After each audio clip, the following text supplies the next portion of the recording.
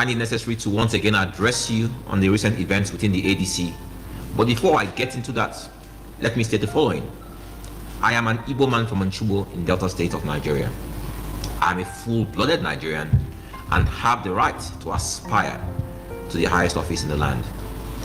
The presidency is not and will never be the birthright of one section of this country, no matter how much propaganda they spread. There's a lot of deliberate misinformation going on by these agents of destabilization, masquerading as a political coalition.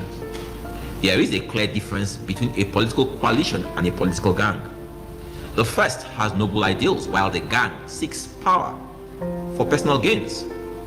What we have here today is a gang unable to survive outside political office, seeking to hijack the ADC as a means to revive their personal economies.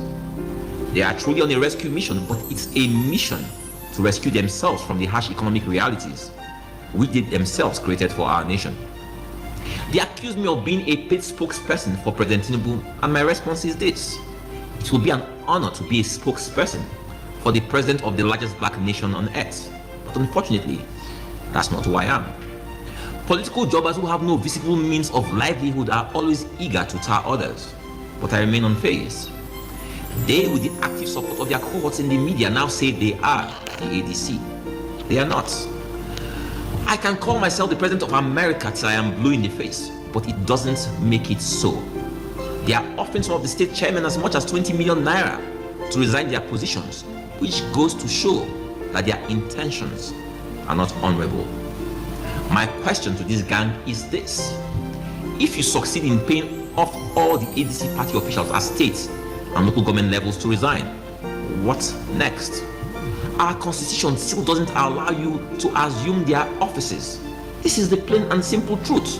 Your money will get you nowhere in the ADC.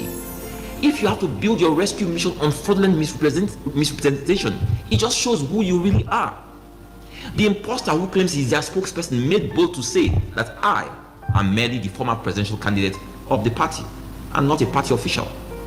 His pedestrian argument is that only party officials can challenge party affairs. This is the same elitist ignorance that brought Nigeria to this point, where we believe Nigeria is only for the rich and powerful. Bolaji, please be informed that every member of our party, no matter how poor you people have made them, have a say in the ADC. This fake coalition is staging events in different parts of the country where they pay poor Nigerians to say they are decamping from other parties to the ADC. This is the typical strategy of these old politicians, and we have had enough of it. They need to sing a new song. Former Vice President Atiku Abubakar, a man whose antecedents clearly shows he doesn't believe anyone from the southern part of Nigeria is deserving of being president of Nigeria, orchestrated this charade for his personal benefit. He almost truncated President Obasanjo's return for a second term because he believed the seat was his.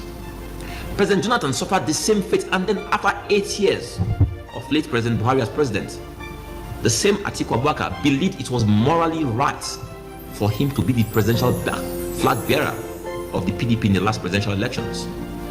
This was most unjust and unfair, and led to the current disintegration of that party. He is now using some charlatans to deceive former Governor Peter Obi that only he, Atiku, has what it takes to win an election because he can get majority of the North to vote for him. This is really uncharitable of him.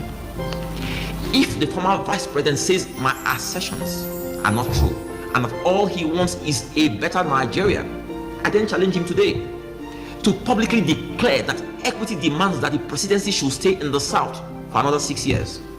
He can then support any Southern candidate of his choice. He will never do this.